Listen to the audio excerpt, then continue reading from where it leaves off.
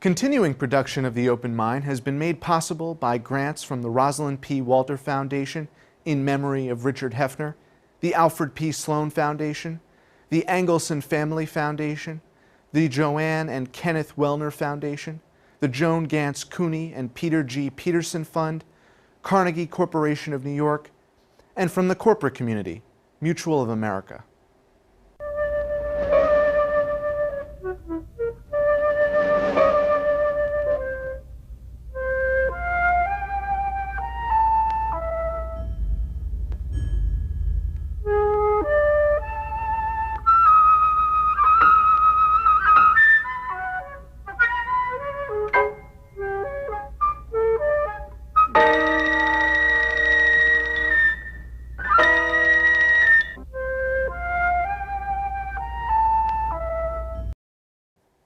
I'm Alexander Heffner, your host on The Open Mind.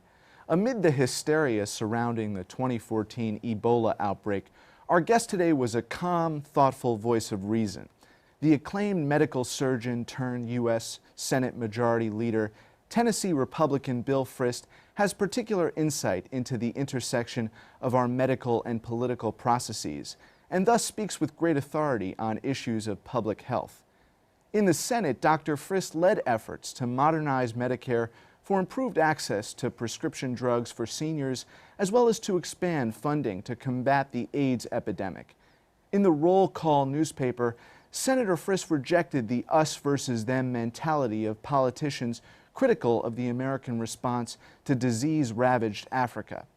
As adjunct professor of cardiac surgery at Vanderbilt University, chairman of health service private equity firm Cressy & Company, and founder of the global health nonprofit Hope Through Healing Hands, Senator Frist is keenly aware that a global planet demands global solutions. Infectious disease outbreaks we will have to address in the future, he wrote in Forbes magazine, are outbreaks that won't respect national borders and will demand international responses. In this spirit today, let's hear the doctor's orders for the new Congress. How can our health policy, from crisis management to end-of-life care, overcome the partisan gridlock? And it's a pleasure to have you here, Senator. Alexander, great Doctor. to be with you. Thank you very much. Appreciate it. How can we overcome what is this toxic, polarized environment in the way we address healthcare? And you're doing it from the private sector and the nonprofit world masterly. How do you apply that to the political discourse? Yeah, you know, it's fascinating. And I spend most of my time out of Washington today, having spent 12 years there every day, every night, and really love the place because it is where the power of ideas come together and clash. We have a challenge today because of the partisanship that really has sort of gridlocked the place. But they're great little areas, and I'd put education is one, but healthcare to me is the greatest of all because healthcare is so intimate. What happens to you or your spouse or your family or your kids, that becomes a central organizing thing, principle, entity around which it doesn't matter whether you're Republican or Democrat or left or right or conservative or liberal. It is sort of an American approach, and the American approach is one of a patient-centered, knowledge-driven, 21st century current type program that focuses on the patient, that has providers that are friendly to in an engaging way.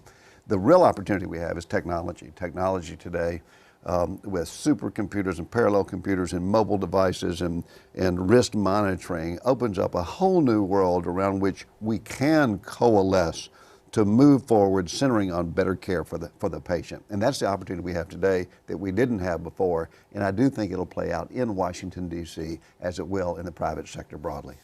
So the politics will ultimately follow the pace of this technological revolution?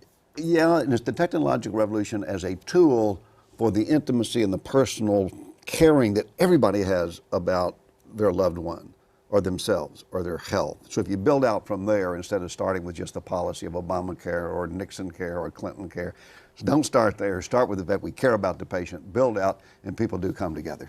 That patient-centered approach sounds like one we can build a lot of consensus around. It is, but you have to remind people, because in Washington, people have lobbyists running around, and you have left and right, and Republican and Democrat, and it's built into this sort of clashing 24/7, not circus, but almost a circus. So you have to remind them, people like me who are on the outside.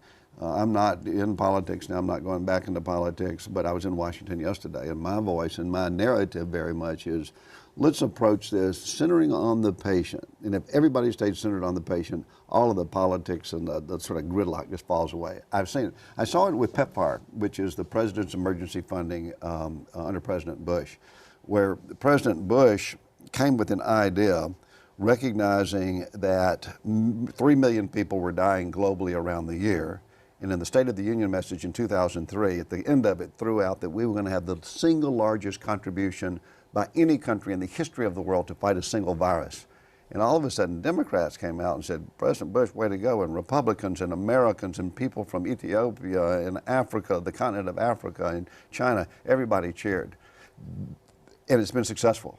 That bill we passed in the Senate, 3 paragraphs long, has saved over 10 million lives.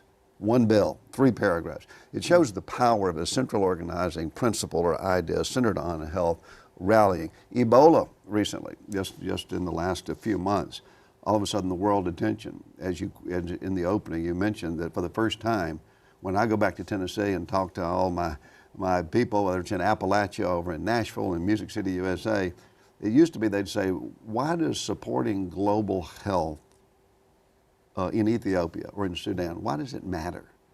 And then all of a sudden, the same virus that's in Liberia, 14 hours later is in Dallas, a hospital in Dallas, Texas. All of a sudden, people say, I understand, and why don't we invest not just in America, but indirectly in America by investing in a global health infrastructure around the world to protect our children, to protect the next generation. That sort of understanding is out there today, and we're building support for that.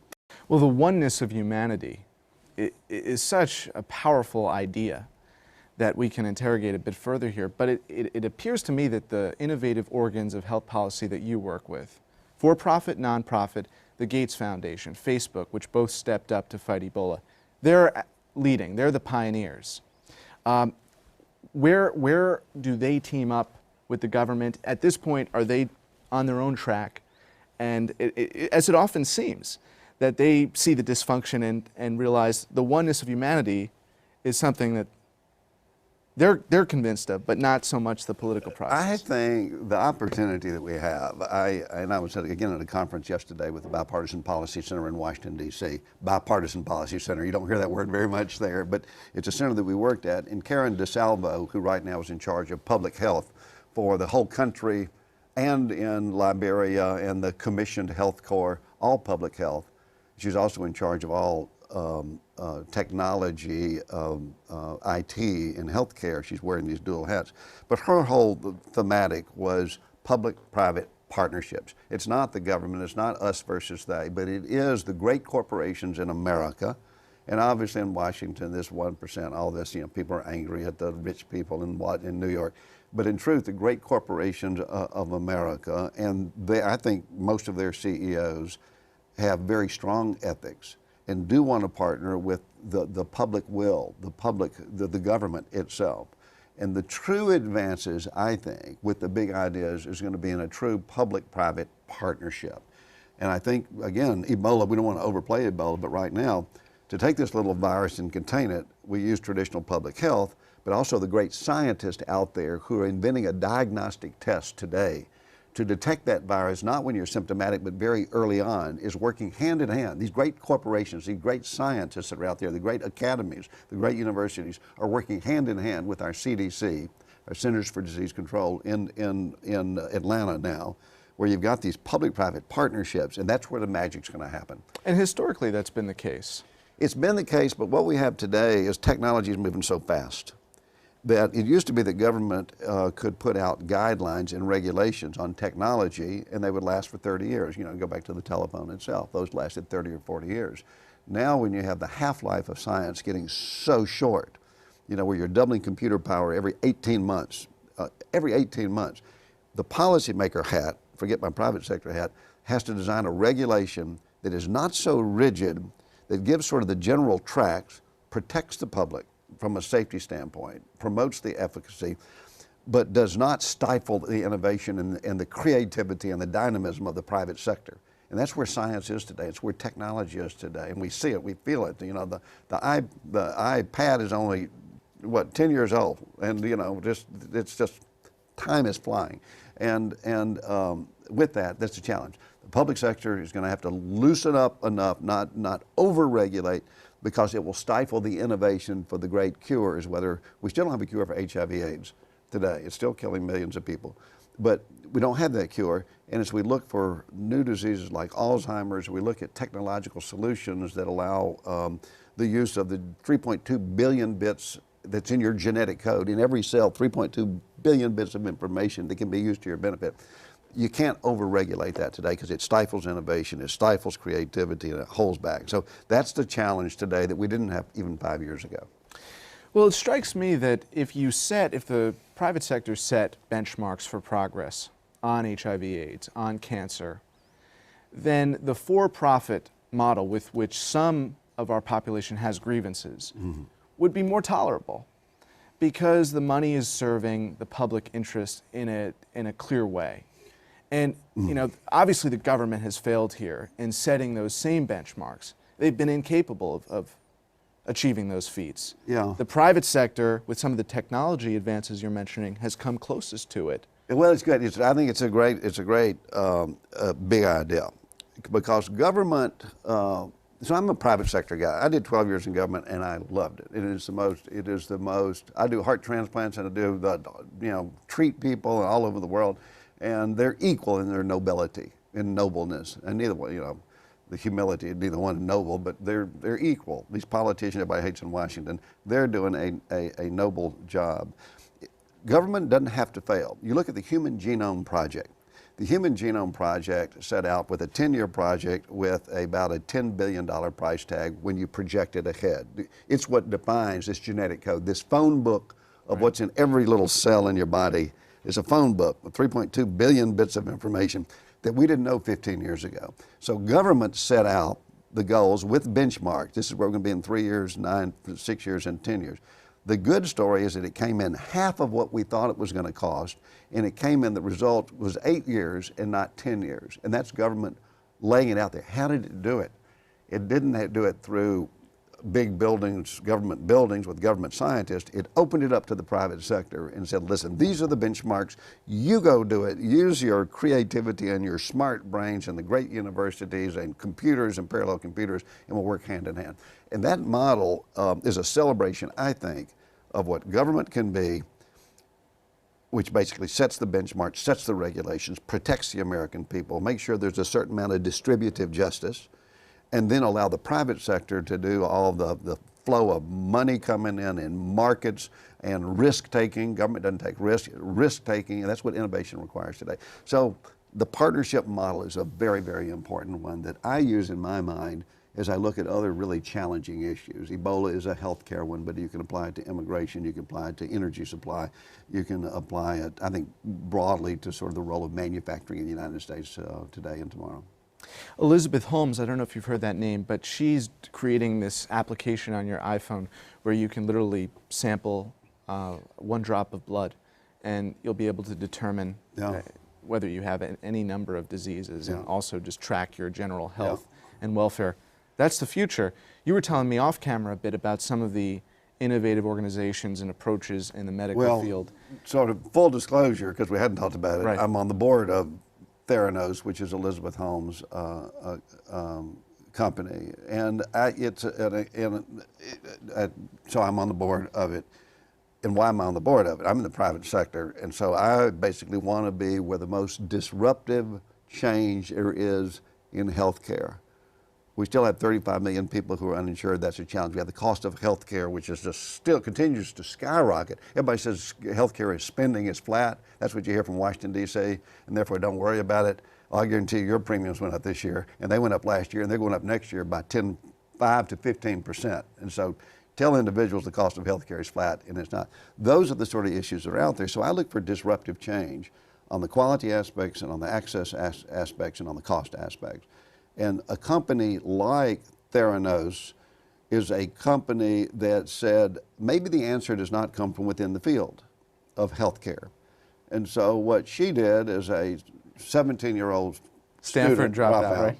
And then worked hard. She works 24 hours a day. She's a workaholic. She's focused. She's smart and all that, but she basically had a vision and kills herself to make it work. And she's working with 400 engineers, not medical doctors, not medical scientists, not people from Harvard Medical School or Stanford, the places I've been. But basically she said, no, we got a problem there. Let's draw from the systems approach of engineers, bring them, parachute them in, and address the issue.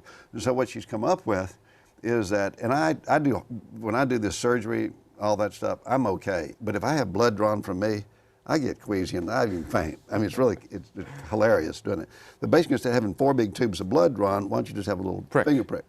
And those little 2 or 3 drops of blood, you put into a machine that's sort of sitting right there, and you can do all 1,200 lab tests that Medicare reimburses for. You don't have to send it off to New Jersey or a big lab or put it in little boxes outside the doctor's offices. You don't have to have FedEx flying the blood around. It's just all done right there. So it's disruptive healthcare, and it came from somebody very young age. It didn't come from a great medical scientist, and it captures the power of the markets, people taking risk, people investing in there. That sort of disruptive change is how we end up addressing cost, quality, and access in healthcare today. Have you found any current regulations poised to stifle her? I mean, along the lines that you're describing, I'm wondering. It's a great question, and without speaking directly to that, because obviously that's very successful. But then, how do you make it?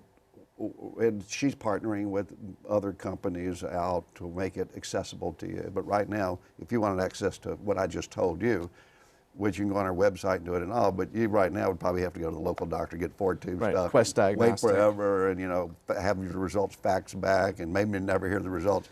Where with her, basically, you just get it right back in 20 minutes. So how do you make that really take it to scale is the challenge. There are, the fact that the Food and Drug, this has nothing to do with Theranos, but the Food and Drug Administration, which is high value, I love it. It affects probably 50% of all consumer goods. All the consumer goods you use over the course of the day, about 50% are regulated in some shape or form by the Food and Drug Administration. It's a great organization. It started back in the 1920s with a company or some patients who died in Tennessee. But the FDA right now, it takes about $1.3 billion for a single drug to come through. It takes about 11 years for that drug to work its way through the process. So you have a drug that is life-saving or potentially life-saving, and you have to wait until 2025 for that drug to be there. And in the meantime, that drug could have been curing millions and millions of people. Why is that the case? It's because the FDA has not been modernized. Right now, you still take it and put it in 1,000 patients somewhere, and you watch those patients over time. It doesn't take advantage of the supercomputing and the parallel computing and the analytics and the mathematics and the modeling that we have today. Coming back to our earlier conversation, we have this technology today. So it is time for the Food and Drug Administration, and I love it, and they do a great job in devices, making sure they're safe and efficacious, and drugs, great, but it needs to be modernized today. And if it's modernized, this innovation and creativity and flow of capital to cures of disease, and what's even more important, prevention of disease and lowering the burden of disease can happen now in an iterative way instead of waiting 11 years, $1.3 billion for each drug. Is the tension misplaced? And what I mean by that is, are we regulating where we shouldn't be and not regulating where we ought to be preventing carcinogens from entering the food chain? It's interesting. It's a good question. It's such a big question. I'll say what I have found. So when I came, it's interesting. So when I became a United States Senator in 1994, I'm a doctor, scientist, treat patients. My whole life is spent treating individual patients, my whole adult life. But the last doctor elected to the United States Senate at that time was in 1928. And we spent a lot of our conversation talking about healthcare. Healthcare is 18% of our global economy. It's 18% of it.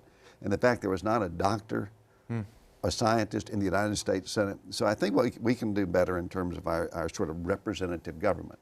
Now, the good news is that there are now 5 doctors in the United States Senate, and once that barrier was broken, and there are probably 30 in the House of Representatives, I don't know the exact number, but we need to do the same thing and encourage people to run from regular jobs and regular lives. And I lived it. You get through it. I did 12 years. I loved it. I started at the bottom. I got to the top, and I left. And I basically came in saying, that's all I'm going to do.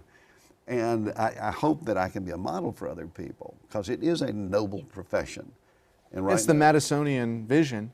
You bring someone who had professional expertise in a certain realm of society, and especially with the advancement of technology in medicine today, and the imperativeness and intimacy of that, we need more doctors. Or doctors or scientists or engineers or just like regular people. Right. And it is. I mean, people laugh and say, well, that was in the old days. It's not in the old days. And I'm a living example. I'm out of the business of I still work in Washington. I still go to Washington to help my friends.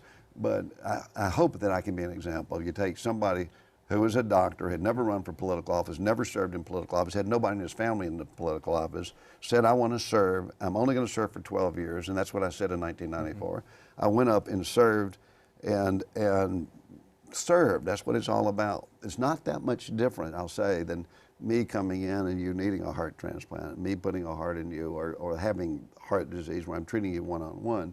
Public service in Washington today, as bad as it may seem to most people, is exactly that, to have the opportunity to lift not just one person up, but lift up if you're in Congress, a district or a state. And that's the way my mind thinks, and that's the reality. I've lived it, and now I'm on to that next phase of trying to marry the public sector or government with the private sector in addressing these seemingly insurmountable problems that are out there, and they're not insurmountable.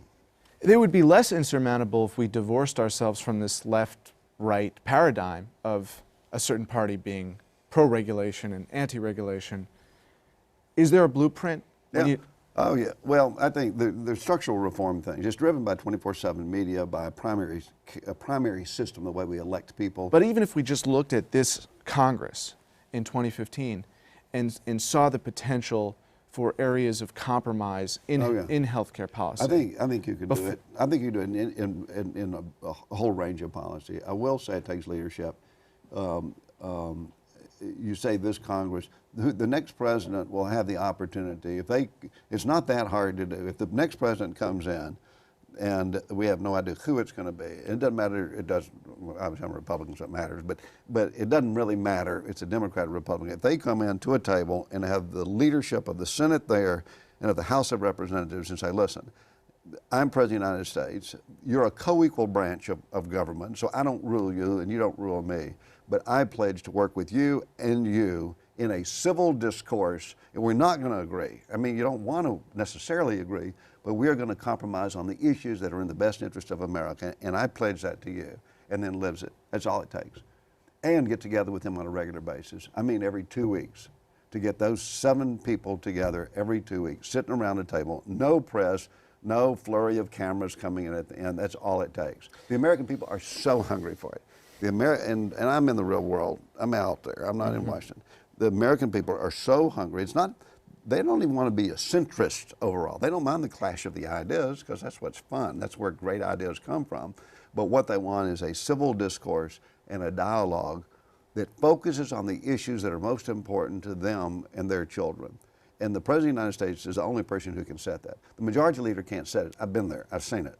You can say, well, you can blame the majority leader or the Speaker of the House.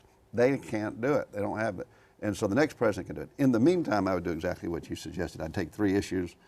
I would pull people together, and I don't know what those issues are right now. I thought immigration would be one, but I think with the executive order, that's not going to be fully addressed now. But take 3 issues, focus on that over the next 24 months, and try to pull people together around those. Was that strategy not employed, or ultimately I think Republicans perceived Obamacare as being forced down the throat of the American population? Yeah.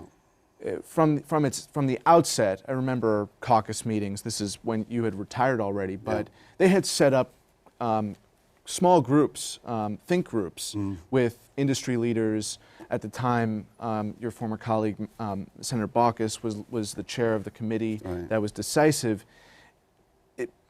They tried, but their strategy failed, or maybe the goods they were selling is not what in sync with the oneness of humanity or the vision that we can form as a consensus. Well, because they did some due diligence around that community building. Yeah. First of all, the President Obama showed strong leadership in getting a health care bill done that purportedly addressed a very serious issue, access to health care in this country. And as President of the United States, he did jam it through. He used procedures as majority leader for social causes. It's never been done before. It wasn't done with Medicare, it wasn't done with Medicaid, it wasn't done with Social Security, it wasn't done with civil rights. Pushing it through using a procedure that is set up to be able to jam stuff through. What that made, so I'm giving him credit for the leadership and trying to address a very important issue. The American people were more focused on cost, but he took an issue, which is a real issue. Putting it through the way he did simply meant the tough part is the implementation of laws. It's not passing them. And the implementation, when you're implementing something that's very tough and you push something through and you're just not going to have the support, not just about Republicans, but centrist Democrats as well. So that's the challenge that we had today. So once that was done, it sort of preempted any of the workforces that were already being done. It became sort of this potpourri of everybody threw their bill in and they pushed that bill through. And all of a sudden we have all these conflicting bills today that are in court today as we speak, you know, as you know, and there'll be a series of court cases instead of having a central organizing bill that was done with Democrats and Republicans and left and right and conservative. And the camaraderie suffered as a result. Yeah, in the implementation, the whole point is today there's nobody there supporting Obamacare today, very few, but there's good stuff in it. I mean, there's really good stuff in it. But the sort of bad stuff that needs to be fixed, there's nobody on there saying, I'm going to fix it because it's gotten to be so unpopular. But let me just say on the other, sure. Because Republicans have basically said, let's just kill Obamacare. And that's okay from the rhetoric standpoint, but Republicans have to offer solutions that are better. Rectify. That are better. And you can't just say, let's start jettisoning things. You can jettison the bad things, but you need to offer proactive solutions. And whether or not Republicans can show that they can govern over the next 24 months, maybe the next 48 months, is going to very much depend on the positive solutions that are put forward. And I would argue with the president in there that pulls everybody together, they don't have to be just Republican solutions. They can be American solutions. To be continued. Senator, Dr. Bill Frist, a pleasure to have you on. Thank you, Alexander. Real pleasure. And thanks to you in the audience. I hope you join us again next time for a thoughtful excursion into the world of ideas. Until then, keep an open mind. Please visit the Open Mind website at 13.org/openmind to view this program online or to access over 1,500 other Open Mind interviews. And do check us out on Twitter and Facebook at Open Mind TV for updates on future programming.